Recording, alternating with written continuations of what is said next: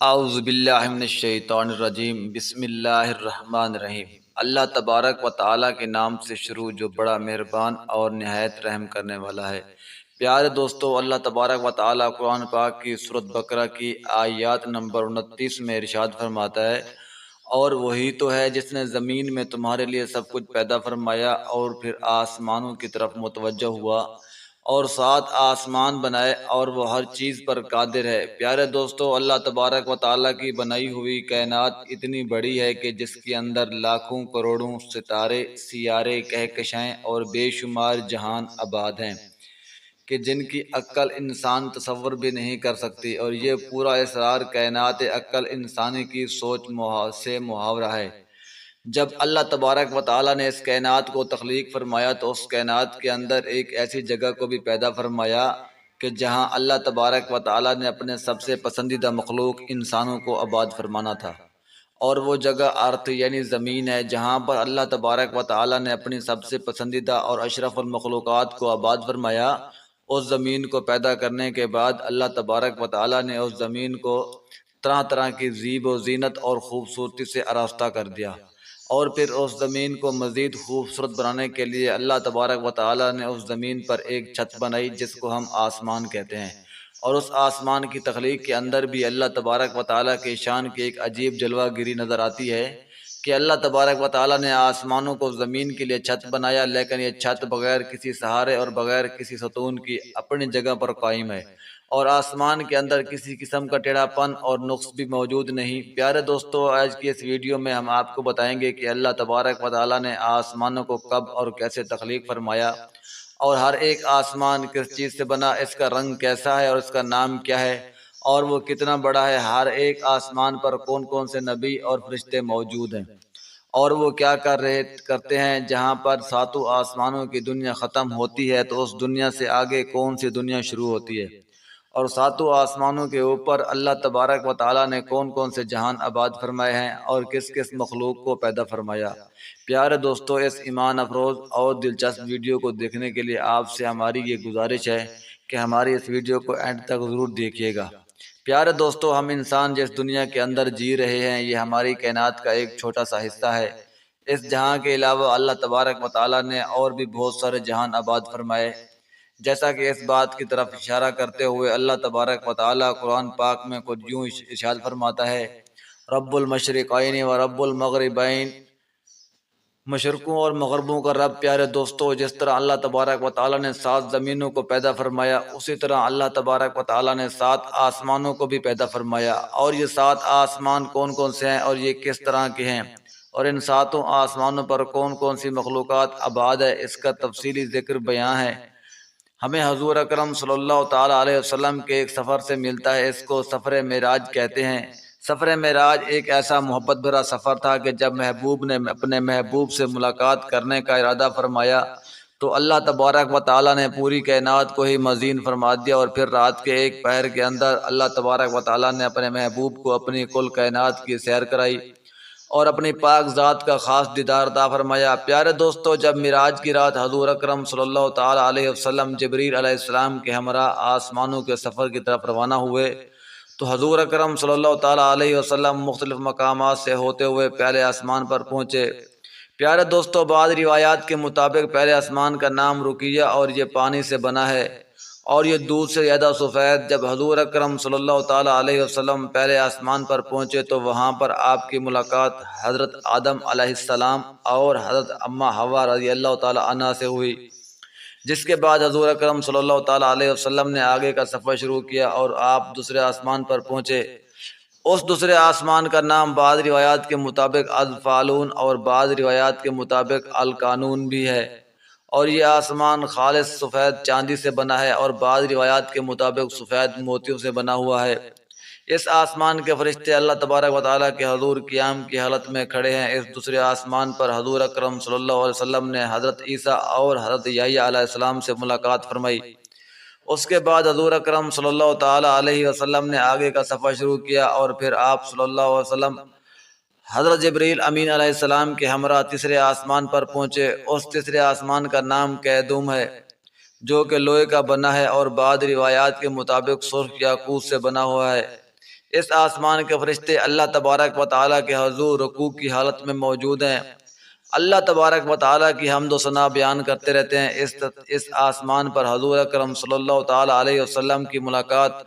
حضرت یوسف علیہ السلام سے ہوئی، اور بعض روایات کے مطابق اس آسمان پر حضرت مالک الموت علیہ السلام سے بھی موجود ہیں۔ اس کے بعد حضور اکرم صلی اللہ تعالیٰ علیہ وسلم نے آگے کا سفر شروع کیا، اور آپ صلی اللہ تعالیٰ علیہ وسلم چوتھے آسمان پر پہنچے۔ اس چوتھے آسمان کا نام معون یا معون ہے۔ بعض روایات کے مطابق یہ پیتل اور بعض روایات کے مطابق یہ سفید موتی سے بنا ہے۔ اس آسمان کے فرشتے اللہ تبارک و تعالیٰ کے حضور ہر وقت سجدے میں پڑے رہتے ہیں اور اللہ تبارک و تعالیٰ کی حمد و ثنا بیان کرتے رہتے ہیں۔ اور معراج کی رات اس آسمان پر حضور اکرم صلی اللہ تعالیٰ علیہ وسلم کی ملاقات حضرت ادریس علیہ السلام سے ہوئی۔ اس کے بعد حضور اکرم صلی اللہ تعالیٰ علیہ وسلم نے آگے کا سفر شروع کیا اور آپ پانچویں آسمان پر پہنچے۔ یہ آسمان بعض روایت کے مطابق سونے اور بعض روایت کے مطابق چاندی سے بنا ہے۔ اس آسمان کے فرشتے اللہ تبارک و تعالیٰ کے حضور ہر وقت اس کے خوف سے روتے رہتے ہیں۔ اور اس آسمان پر حضور اکرم صلی اللہ تعالیٰ علیہ وسلم کی ملاقات حضرت ہارون علیہ السلام سے ہوئی، اور بعض روایات میں آتا ہے کہ اسی آسمان پر جہنم کے دروغہ مالک بھی یہیں آباد ہیں۔ اس کے بعد حضور اکرم صلی اللہ تعالیٰ علیہ وسلم نے آگے کا سفر شروع کیا اور آپ چھٹے آسمان پر پہنچے، جہاں پر آپ کی ملاقات حضرت موسیٰ علیہ السلام سے ہوئی۔